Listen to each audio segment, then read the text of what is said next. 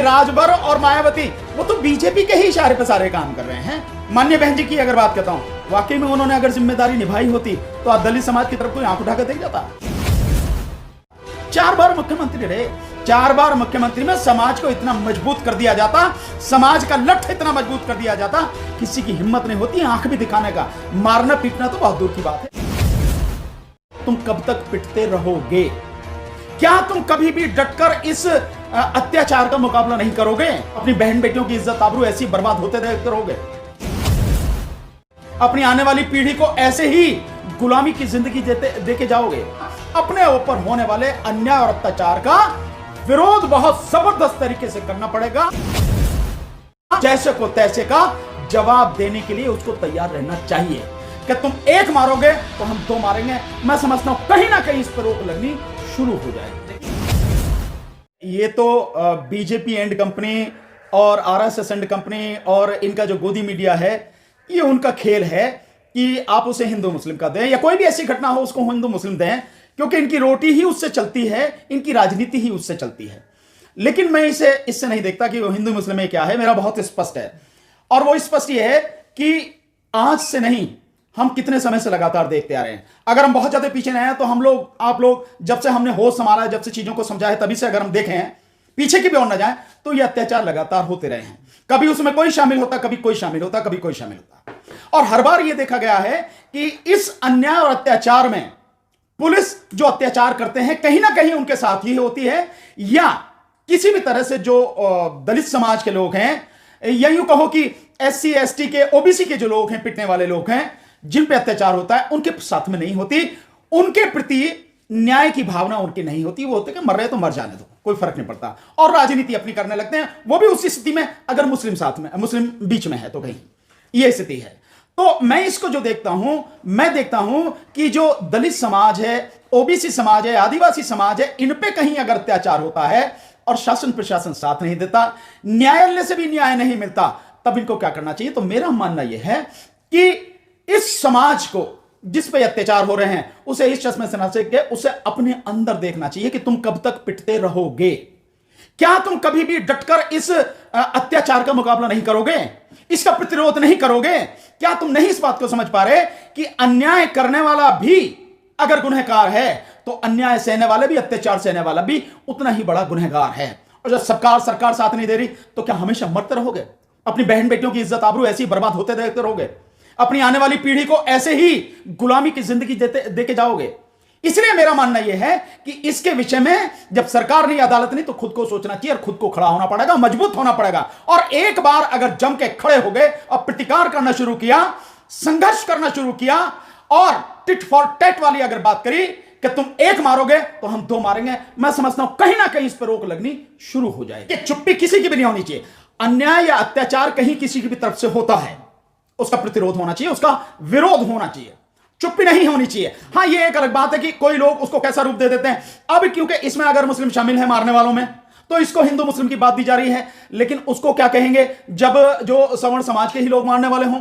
और इसका उदाहरण, ताजा उदाहरण जौनपुर की ही बात मैं अगर कहूं तो दलित नहीं है, वहां तो OBC के लोग हैं। जिन लोगों पर, जो यादव समाज के लोग हैं, जो मल्लाह समाज के, निषाद समाज के लोग हैं, उनको मारा गया, ब्राह्मण समाज के लोगों ने मारा, और उसमें से 5 जो लोग, दोनों तरफ से FIR होने के बाद ब्राह्मण समाज के लोगों को अभी तक अरेस्ट नहीं किया गया, लेकिन जो निषाद समाज के लोग हैं, मल्लाह समाज के 4 उसमें से गिरफ्तार कर लिए, और यादव समाज के 5 लोग गिरफ्तार कर लिए। इसके अलावा जो आप देखेंगे तो ये यहां पे प्रतापगढ़ में हुआ है, लगातार हो रहा है। कुर्मी समाज के लोग हैं, उन्हें मारा गया, उनकी घर में घुस के पुलिस वालों तक ने बदतमीजी की है, बहन बेटियों के साथ में बदतमीजी की है, वहां वो लोग मारे गए हैं। अगर आप इसी में श्रृंखला में और देखें तो उसी में पूर्वी उत्तर प्रदेश में ही मल्लाह समाज की एक बेटी जो है, एक लड़की जो है, उसके साथ ब्राह्मण समाज के लोगों ने बलात्कार किया और उसकी हत्या की। अभी तक गिरफ्तार नहीं किया गया। शायद एक आध को किसी को गिरफ्तार किया गया हो, नहीं तो किया नहीं गया। पहले तो रिपोर्ट लिखने से मुश्किल हो रही थी, पर जब जब जल्ला मचा तो रिपोर्ट लिखी गई।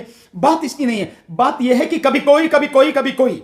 इसलिए मेरा मानना यह है कि आप कहीं से भी होता है तो अत्याचारी कोई भी होता, वो पैसा देके या अपनी ताकत, सरकारी ताकत के दम पर या अपनी राजनीतिक ताकत के दम पर, किसी भी स्तर पर वो बच जाता है साहब, और मरने वाला मरता रहता है। वो न केवल वहां पिटता है, बल्कि वो अदालतों में भी उसको न्याय नहीं मिलता, तो वहां भी उसका पैसा भी खर्च हो रहा, समय भी खर्च हो रहा, और उसके बावजूद भी न्याय नहीं मिला। इसलिए मेरा मानना यह है कि जिस समाज पर अत्याचार हो रहे हैं उस समाज को अपने विषय में सोचना पड़ेगा। अपने ऊपर होने वाले अन्याय और अत्याचार का विरोध बहुत जबरदस्त तरीके से करना पड़ेगा। और मैंने आपको बताया, टिट फॉर टैट, जैसे को तैसे का जवाब देने के लिए उसको तैयार रहना चाहिए। शासन प्रशासन अगर मदद करे तो इससे बढ़िया कोई बात नहीं, उसकी जिम्मेदारी, लेकिन वो तो निभा नहीं रहा, वो तो अपनी जिम्मेदारी से दूर भाग रहा है। तब कौन करेगा? आप ही को करना पड़ेगा। सर, एक तरफ देखा जाता है कि दलितों पे अत्याचार होते हैं तो उनको न्याय नहीं मिलता, एफआईआर नहीं होता, लेकिन इस मामले में तुरंत एफआईआर होती है, तुरंत गिरफ्तारी होती है, एनए लग जाता है। क्योंकि वो मुस्लिम समाज के लोग हैं ना। करने वाले कौन हैं? अगर ये अत्याचार हुआ है तो मुस्लिम समाज के लोग हैं ना, तो टारगेट उनका कौन है? इसमें तो बहुत बढ़िया हो गया, इसमें तो उनकी रोटी बड़े मजे से पक गई कि दलित मर गया और मुस्लिम को जो वैसे घेर लिया हमने गिरफ्तार करके, मजे हो गए उनके। इन्हीं को तो मारना चाहते हैं, इन्हीं की ताकत को तो तोड़ना चाहते हैं। इन्हीं की जो एकता लगातार बन रही है, दलित और मुस्लिम की, आदिवासी की और ओबीसी की, इसी को तोड़ने के लिए लगातार कार्रवाई की। और जिस मीडिया की आप बात कर रहे हो, जिन लोगों की आप बात कर रहे हो, इसीलिए तो हिंदू मुस्लिम उससे कर रहे हैं वो, क्योंकि राजनीति उनकी इसी से जो चलती है। तो ये है योगी सरकार निशाना बना रही है? नहीं, योगी सरकार हमेशा निशाना उनको, केवल मुस्लिमों को ही नहीं, मुस्लिमों को, दलितों को, और अब तो जो मैं देख रहा हूं, अगर आप नेशनल जनमत वाले पे जाएं तो नीरज पटेल जी बड़े खुल के बता रहे हैं हर तरह से किस तरह से ओबीसी को भी धुना जा रहा, ओबीसी की भी किस तरह से जो कुटाई हो रही है। ये हालात वहां पे हो रहे हैं। कितने लोगों के खिलाफ ओबीसी और ओबीसी के नेता, विशेषकर कुर्मी समाज के नेता, कितने ही बीजेपी में हैं, एमपी भी हैं, एमएलए भी हैं, मंत्री भी हैं, उस सब के बावजूद उनके साथ सत्ता में शामिल है हर तरह से, उसके बावजूद भी उनकी पिटाई हो रही है। तो उनके लिए तो कौन है? ओबीसी मरे, एससी मरे, एसटी मरे, माइनॉरिटी मरे, मुस्लिम पिटे, कोई दिक्कत नहीं, उसके खिलाफ मुकदमे होते हैं, तुरंत करेंगे। यही तत्परता जो आप बात कर रहे हैं, यही तत्परता अगर इसमें से कोई ब्राह्मण होता मारने वाला या कोई ठाकुर होता, इतनी जल्दी एफआईआर हो जाती, इतनी जल्दी गिरफ्तार हो जाती। यही मैं कह रहा हूं बात, यही बात मैं कह रहा हूं। तो शासन प्रशासन और पुलिस की तत्परता सिर्फ इनको टारगेट करने के लिए कि दो आपस में लड़ गए तो उन दो में से एक तो मर ही रहा है, दूसरे को तुम मार दो कि भैया दलितों को न्याय देना। इसके चक्कर में न्याय मिलेगा किसी को नहीं, किसी दलित को न्याय नहीं मिलने वाला। कि राजभर और मायावती वो तो बीजेपी के ही इशारे पर सारे काम कर रहे हैं, आप नहीं जानते हैं क्या? उनको सपोर्ट कर रहे हैं बहुत तरीके से, बड़े मजे से जो सपोर्ट कर रहे हैं उनको। अगर वो होते, मैं अब इसी की बात अगर मैं कहता हूं, माननीय बहन जी की अगर बात करता हूं, वाकई में उन्होंने अगर जिम्मेदारी निभाई होती तो आज दलित समाज की तरफ कोई आंख उठाकर देख जाता? कोई भी होता, चाहे किसी भी समाज का व्यक्ति होता, किसी भी धर्म का व्यक्ति होता, दलित समाज की तरफ आंख उठाने की हिम्मत नहीं होती। 4 बार मुख्यमंत्री रहे, 4 बार मुख्यमंत्री में समाज को इतना मजबूत कर दिया जाता, समाज का लठ इतना मजबूत कर दिया जाता, किसी की हिम्मत नहीं होती आंख भी दिखाने का। मारना पीटना तो बहुत दूर की बात है, वो तो हुआ नहीं। तो क्या जो अत्याचार आप हो रहे हैं कहीं ना कहीं नेताओं की भी गलती है? नहीं, नेताओं की ही गलती है, नेताओं की गलती नहीं, नेताओं की ही गलती है। अगर नेता सही होते, राजनीतिज्ञ सही होते, शासन प्रशासन सही होता, अपनी जिम्मेदारी निभाता, तो आप समझ रहे हैं क्या हो सकता? पुलिस अगर चाहे तो जिस जगह की है पुलिस, जिस प्रदेश में है, पत्ता भी नहीं हिल सकता उसकी मर्जी के बिना। लेकिन कहीं पुलिस अपनी कार्रवाई नहीं कर रही।